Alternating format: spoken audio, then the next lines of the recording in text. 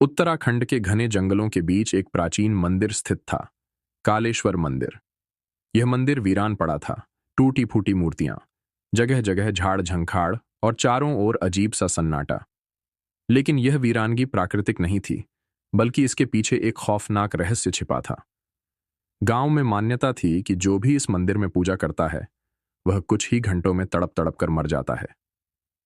गांव वालों का कहना था कि वर्षों पहले यहां एक शक्तिशाली तांत्रिक रुद्रनाथ ने देवी की पूजा कर सिद्धि प्राप्त करने की कोशिश की थी, लेकिन देवी का अपमान करने के कारण उसने श्राप दिया कि अब इस मंदिर में कोई भी पूजा करेगा, उसकी मौत तय है। सालों तक लोगों ने इस श्राप को सच होते देखा था। कई लोग इस मंदिर की सच्चाई को परखने के लिए गए, लेकिन कोई भी वापस नहीं आया, और जो लौटे वे कुछ ही घंटों में बेमौत मारे गए। एक दिन गांव में एक युवा पत्रकार आदित्य आया, जो रहस्यमयी घटनाओं की रिपोर्टिंग करता था। वह किसी भी अंधविश्वास को नहीं मानता था।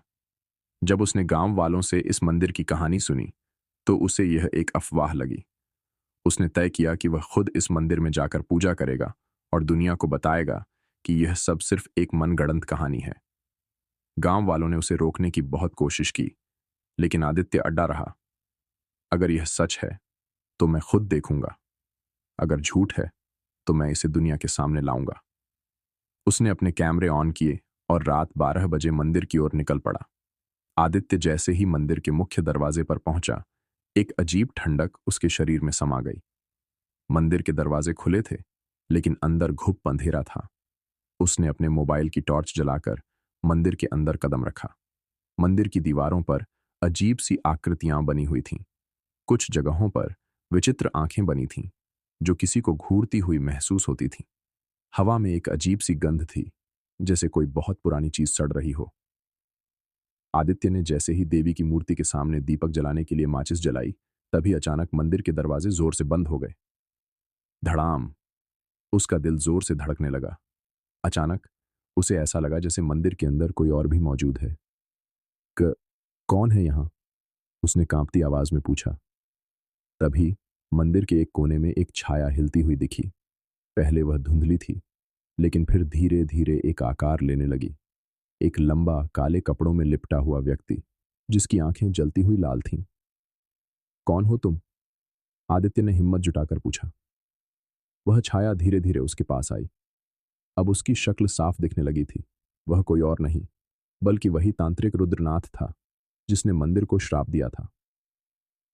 तूने इस श्रापित स्थान को अपवित्र किया है, अब तुझे इसकी सजा मिलेगी। आदित्य ने हिम्मत नहीं हारी। उसने तांत्रिक की आत्मा से पूछा, आखिर यह श्राप क्यों दिया गया? सच क्या है?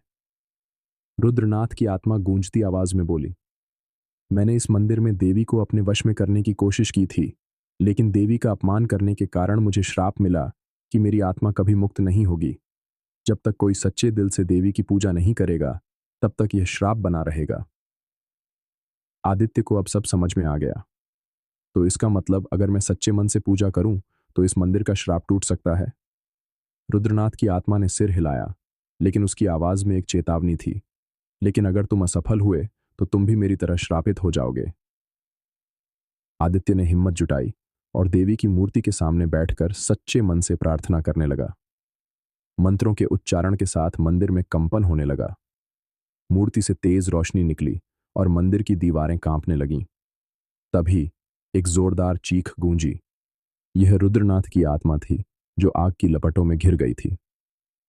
नहीं, यह नहीं हो सकता। कुछ ही पलों में वह आत्मा धुएं में बदलकर गायब हो गई, और फिर मंदिर का वातावरण पूरी तरह बदल गया। अंधकार गायब हो गया, हवा में एक सुगंध फैल गई, और मंदिर की मूर्ति से एक दिव्य रोशनी प्रकट हुई। मंदिर का श्राप टूट चुका था। आदित्य ने गांव लौटकर यह खुशखबरी सबको सुनाई। गांव वालों को यकीन नहीं हुआ, लेकिन जब वे मंदिर गए और देखा कि अब वहां कोई अजीब शक्ति नहीं थी, तो वे आदित्य को नमन करने लगे।